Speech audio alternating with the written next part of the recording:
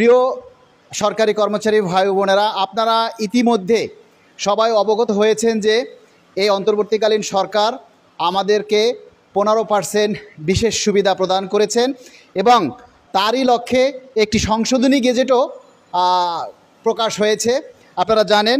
এবং এই 15% বিশেষ ভাতার মধ্যে সর্বনিম্ন 1000 টাকা 5%, যেটা আমরা পূর্বেই পেতাম, তো সেই হিসাবে আমাদের কিন্তু 500 টাকা বৃদ্ধি পেয়েছে। দীর্ঘ 10 বছর আমরা কিন্তু এই বেতন বৃদ্ধির জন্য আন্দোলন সংগ্রাম করে আসছি, আপনারা জানেন। তারই ধারাবাহিকতায় এই যে 500 টাকা বৃদ্ধি পেয়েছে, এটা কিন্তু এই 15% বিশেষ সুবিধায় লাভবান হয়েছে কিন্তু উপরের গ্রেডে যারা রয়েছে তারাই কিন্তু বেশি পাবে। কিন্তু যে সমস্ত কর্মচারীরা অভাবে আছে, যে সমস্ত কর্মচারীদের জন্য মহার্ঘ ভাতা প্রয়োজন, সেই কর্মচারীরা কিন্তু ক্ষতিগ্রস্তই হয়ে গেছে। কারণ 10 বছর পর যদি একজন কর্মচারীর 500 টাকা বাড়ে, তাহলে সেই 500 টাকা দিয়ে কি করবে? এটা আমরা দেশের বিজ্ঞবান যারা নীতি নির্ধারক রয়েছেন তাদের কাছে আমরা অনুরোধ রাখব। তারই সাথে আমরা সরকারি কর্মচারী কল্যাণ ফেডারেশনের পক্ষ থেকে আমরা সরকারের কাছে উদাত্ত আহ্বান জানাচ্ছি, এই 15% বিশেষ ভাতাকে আমরা 50% মহার্ঘ ভাতায় রূপান্তরিত করার জোর দাবি জানাচ্ছি।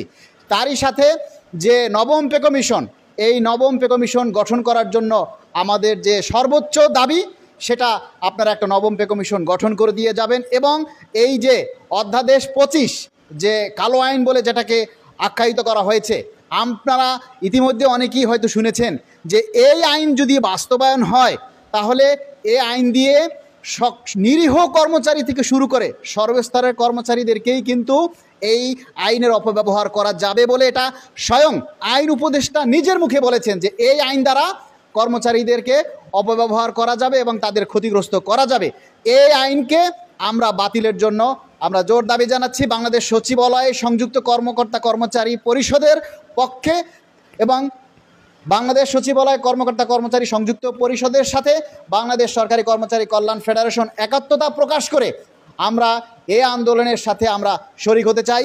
এবং আগামী নবম পে কমিশন গঠনের জন্য, আগামী দিনে আন্দোলনকে বেগবান করার জন্য আমরা প্রতিটি জেলা এবং উপজেলায় আমরা সরকারি কর্মচারী কল্যাণ ফেডারেশনের আমরা ব্রাঞ্চ কমিটি দিতে চাই, জেলা কমিটি এবং উপজেলা কমিটি দিতে চাই। এবং বিভিন্ন উপজেলা ও জেলা থেকে আমরা তরুণ নেতৃত্ব চাই, তরুণ সংগঠক আমরা চাই। আপনারা অতি শীঘ্রই এই উপজেলা এবং জেলা কমিটির রূপরেখা পেয়ে যাবেন।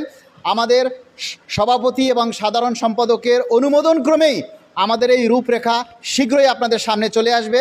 জেলাতে উপজেলাতে যারা নেতৃত্ব দিতে চান, যারা সংগঠন করতে চান, আপনারা প্রস্তুতি নিন এবং আপনাদের নেতৃত্বে আগামী সরকারি কর্মচারী কল্যাণ ফেডারেশন আরও শক্তিশালী হয়ে উঠবে, আরও বেগবান হয়ে উঠবে এবং সরকারি কর্মচারীদের ন্যায্য এবং ন্যায়ের পক্ষে থাকার জন্য যাতে একটি শক্তিশালী সংগঠন তৈরি হয়, সেজন্য আপনাদের সকলের সহযোগিতা একান্তভাবে কামনা করছি।